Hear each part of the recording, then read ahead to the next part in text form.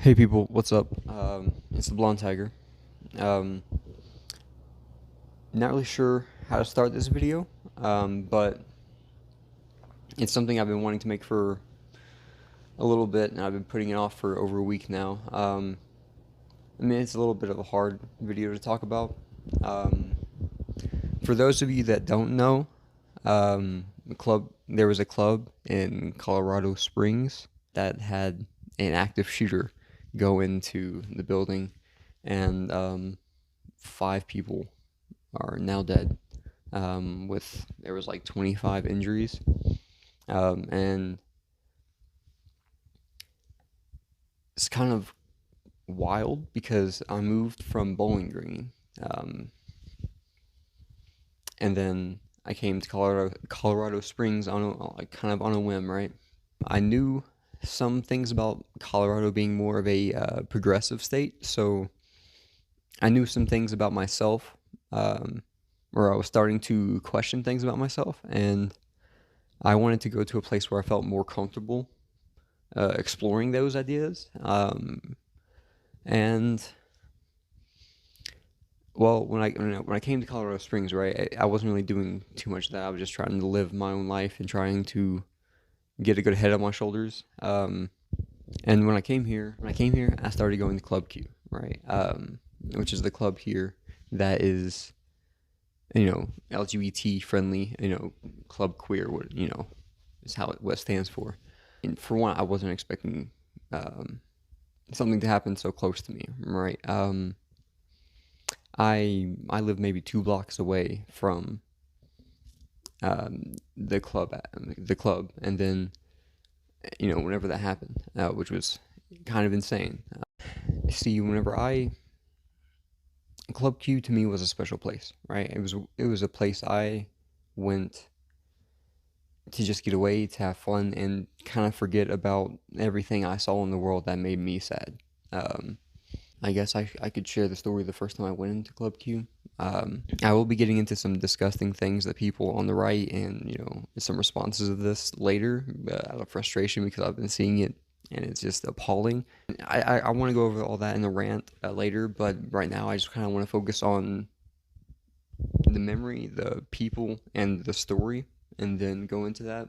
Try my best to respect um, the people involved in this, because before that, after work, I probably went to Club Q um, at least twice a week, sometimes just to have fun and hang out with my new friends that I made there. But yeah, and that was my first experience ever really walking around how I wanted to. Um, and by that I mean, like, I'm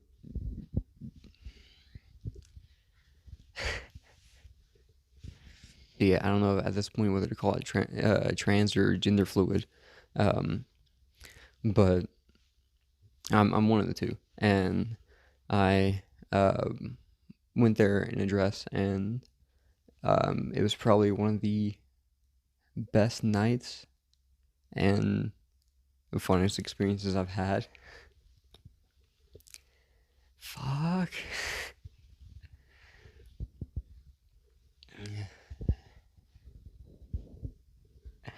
I this the reason I waited a full week is so I wouldn't freaking cry. Um,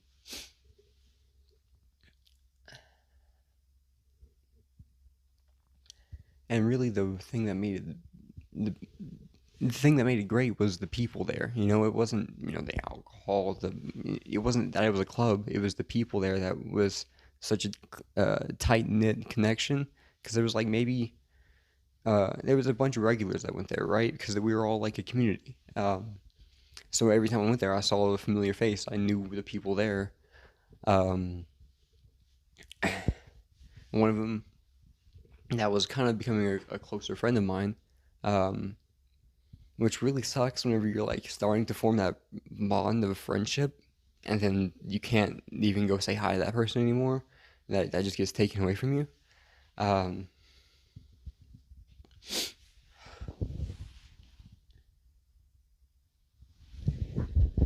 but his name was Daniel. He was the bartender there, and he was so kind to me, and as soon as I walk in there, I freaking beard and all, and in my dress and nails, um, he called me babe, right? Which um, I understood as him addressing me as the gender I wanted to be called, right? And I know it's probably a given at at an establishment like this, right? But just him saying that, for being the first person there, bartender, not even asking me really, just knowing what I wanted to be called, and called me that, and it was pretty. I don't know. It's just something here that um, hard. It's just something there that it's hard to describe.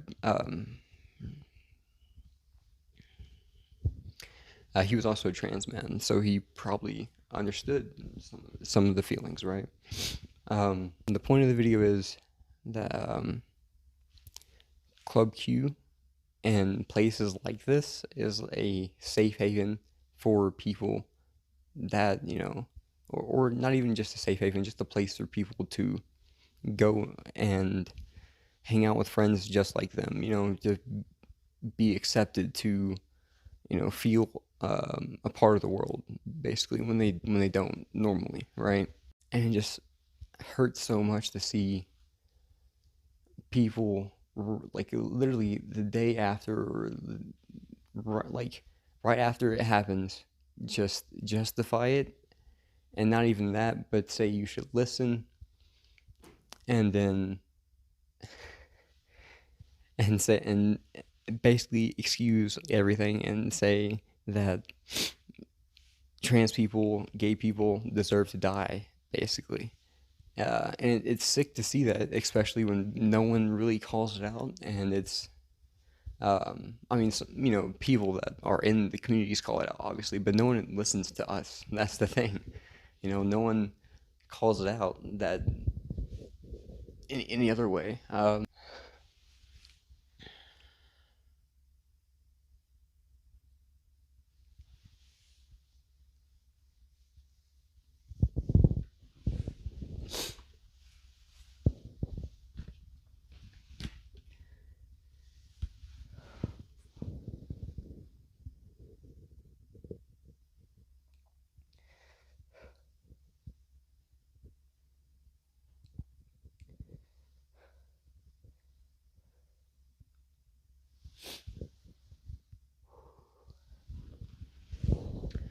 I was gonna wait till I was done crying, but fuck it, we're going through it because fuck it, I don't care if you see this shit or not anymore. I don't know, maybe more people need to see shit like this, honestly, uh, because I don't know. During this whole experience, it kind of gave me a revelation. I mean, not really a revelation, but people need to experience this more. They need to know people exist more. Trans people, gay people, and so you need to be who you are. You need to show that. I'm trying my best now to bring that into my own life. Just be proud of who you are, stand strong, don't back down, because that's exactly what they want. Matt Walsh admits it, Tim Pool admits it. um God, I hate those people.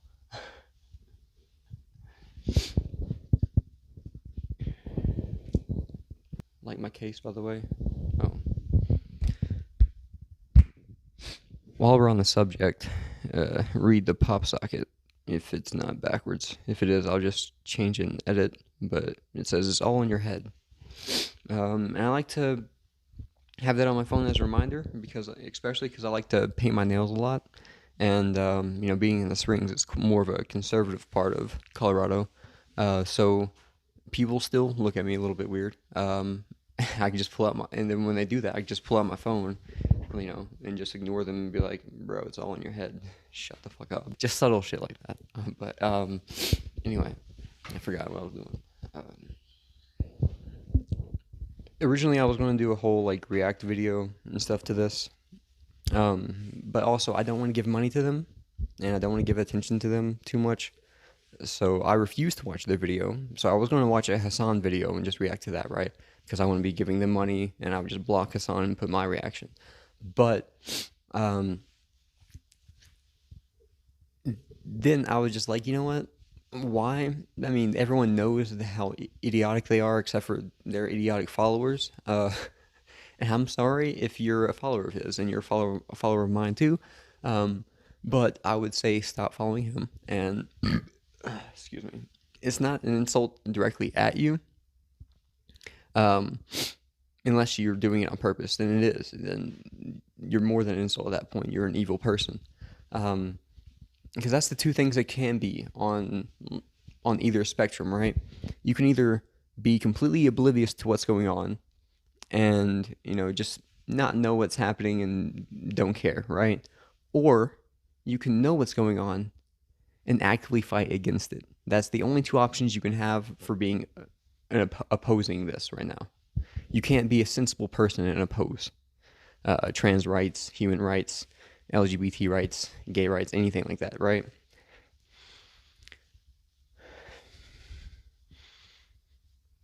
I just don't think you can be a good human being and still oppose things like that. It's, fundamental values that every human should have. Matt Walsh, he likes to talk a lot about the left grooming, right? But this guy is the most pedo motherfucker I've ever seen. Like, I mean, there's been numerous times he's said sketchy and sus stuff. Yeah, he literally has his head on a baby doll in his office in like almost all of his videos, at least the newer ones. And I've never seen anything more pedophilic in my life. What grown adult would put their head on a baby doll and just act like that's okay? I mean, it's just fucking weird and creepy, okay? And I think that just exposes his mind altogether. Every time I look at that, I think of how evil he is, because that's just the only thing that makes sense in my mind, right? For why the fuck that baby doll even exists. These guys love to talk about groomers, and it's most likely because they're the groomers themselves, or they're tempted to be groomers.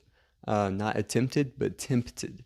Like as in they feel an urge to possibly be a pedophile, so then they fight it, and then they think other people do as well, have that same urge, and then they feel like they have to fight them to protect the kids.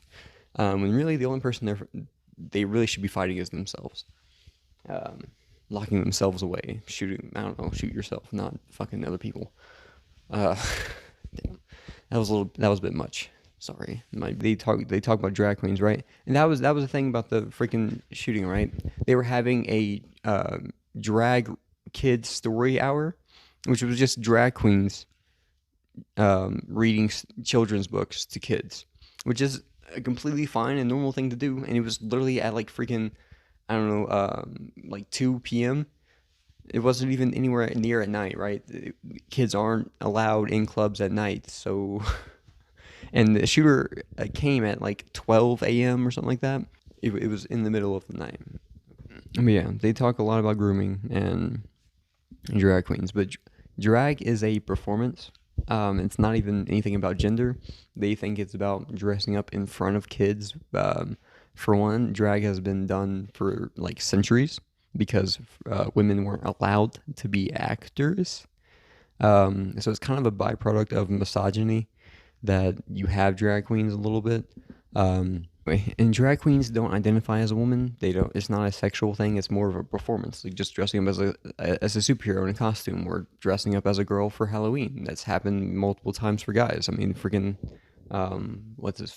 Some Republican candidate did it. Something Cawthorn, Cindy Cawthorn, Madison Cawthorn, something like that. I have no idea.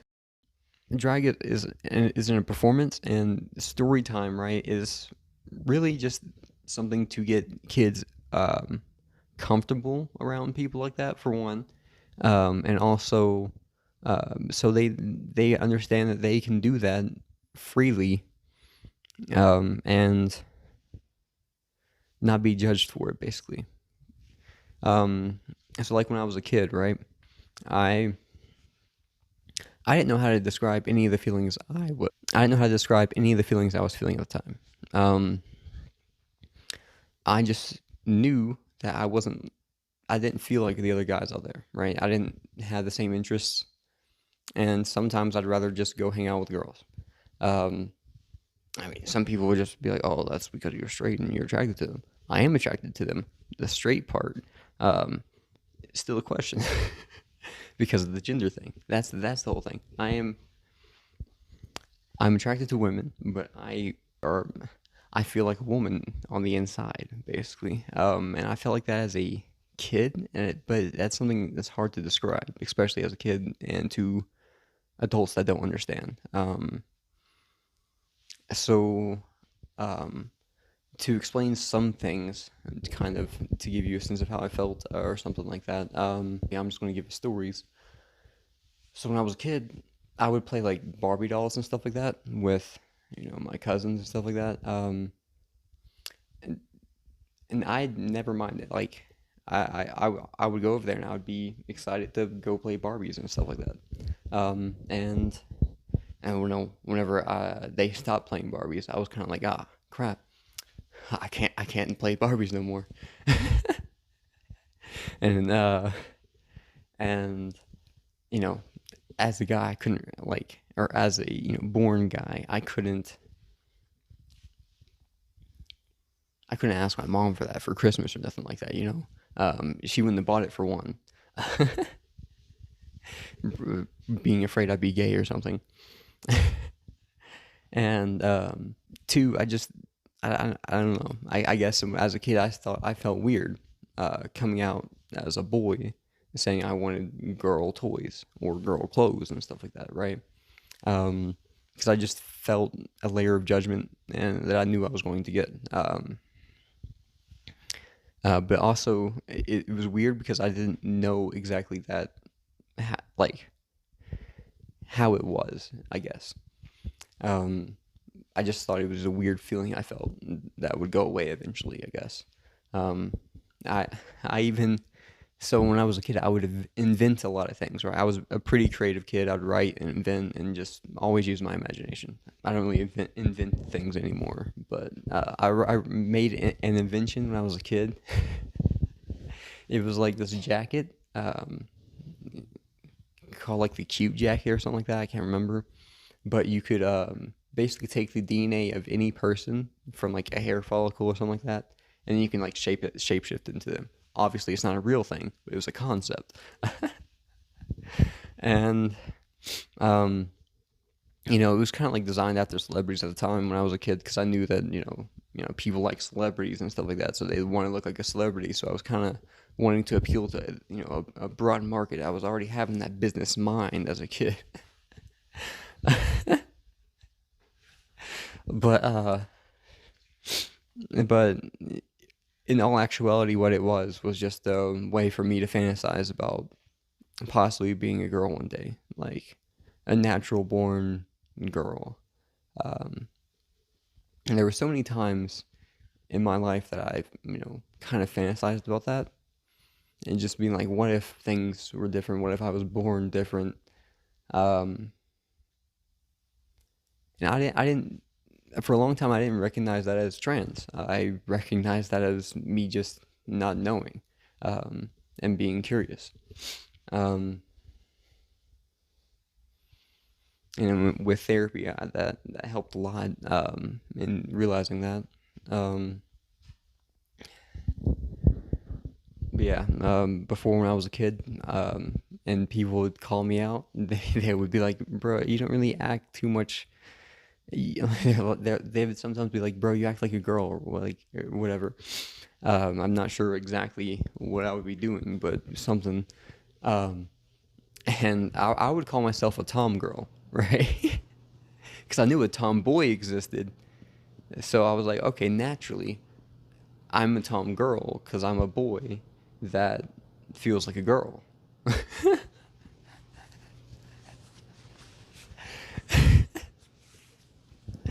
And well, I didn't get it right because I realized I'm not a boy, or stuff like that. Um, I'm still going through it. So yeah, yeah. I just wanted to share that snippet because I know for a fact from experience that kids would benefit from having some sort of like teaching of you know teaching that it's okay to be gay in a classroom, or teaching that it's okay to be trans in children's story hour. Like, literally, kids go into bars all the time, and no one bats a fucking eye. Okay, I've literally, like, when I was a kid, I was in Kentucky. My mom brought me into bars all the fucking time, and my little sister, which was even younger than I was. Okay, it's like it's not a fucking new thing. And then people like Matt Walsh will talk about, like, fuck their tweets. I don't need to know exactly what they say. I can just remember this shit off the top of my head because that's all the same bullshit. And a lot of conservatives and alt-right media will say things like, turning or transing kids and turning kids gay and whatnot, right? But that's already scientifically disproven. I mean, conversion therapy doesn't work, for one, and that's literal forcing of someone to try and change their sexuality, right? And then there's they say, like, having gay movies and stuff like that are going to make them gay and whatnot, right? Um, but the thing is, if that actually worked, all the straight movies that are out there and that showed straight scenes and all that stuff, like, there are millions of them out there probably. Um, all of those would be turning all the gay people straight, so there would be no gay people anymore. You understand? That's not how it works. Like, you can't just turn someone gay by them seeing a thing and be like, oh my god. Like, what happens in these cases that you're talking about is people finally accept themselves for who they are, and they realize that is actually how they've been their whole life. Okay? It's not like, oh, my brain is altered, its chemical balance and shit like that, like, all of a sudden, and then now I'm a fucking different person. No, you're the same person. You just realized who you are, and now you feel more accepted to be that person, and that's what they're afraid of. They're afraid of people being more willing to be who they are, being more proud of who they are, and then with that, maybe it would come with more class consciousness, which is also a big fear of many people on the right and rich people. It's all these reasons that they're hiding and trying to mark it off as some thing they care about for the working class. But I guarantee you, they wouldn't even fucking sneeze in your direction. They wouldn't like throw $1 your way if you were dying on the side of the road, okay? If you're homeless and you need help, they don't give a I'm just tired of all this, like, bullshit I see everywhere all the time. It's astounding, and I'm drowning in it, all right? But yeah, Tim Pool was saying shit like, listen to the shooter. If you stop being gay, then the shooting will stop, which is literally a direct threat.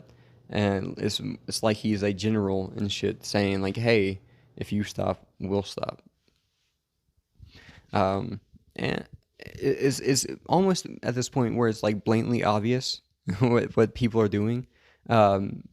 Usually, here's how it goes for people on the right. They will be doing exactly the fucked up shit, and then they'll just do this and be like, hey, the left is doing that thing that's really, really fucking bad. We should stop the left from doing that thing. And the whole time they're the ones doing it, but they're just pointing the finger over here. Not ignore the pinky. They're pointing the finger over here, and so we all look at them and ignore what they do. And it's kind of embarrassing that it's worked for this long, to be honest. It's like over 200 years, and we haven't caught on to that yet. We haven't caught on to how fucked everything is. I don't really know how to end this video, I guess. I don't know. See, I thought at first the Tim Pool and Matt Walsh comments were going to be more relevant and stuff to this. But, the more and more I go on, the more and more I realize they don't matter. The only real message you need to take from all that is that They are human piles of garbage, and they don't deserve a following. They don't deserve really anything. At this point, if you just still like Tim Pool or Matt Walsh, I'm concerned for everyone around you. I'm concerned for your mental health, and not only just for your sake, but for everyone's sake, because we know what happens when, uh, well, let's just say that side of people on the right or conservatives and stuff like that, they don't have a very good history with mental health, and oftentimes ends up in something that I'm talking about right now, which is a shooting. So yeah, please stop being brainwashed by conservative media. Please start thinking a little bit for yourself. Stop repeating the same lies we've been told for 300 years almost. Yeah, just be your own person. That's literally the only message that we're trying to spread, and that capitalists are fighting for a very obvious reason. I'll just say that. But yeah. Anyway, until next time, y'all know what to do. Peace.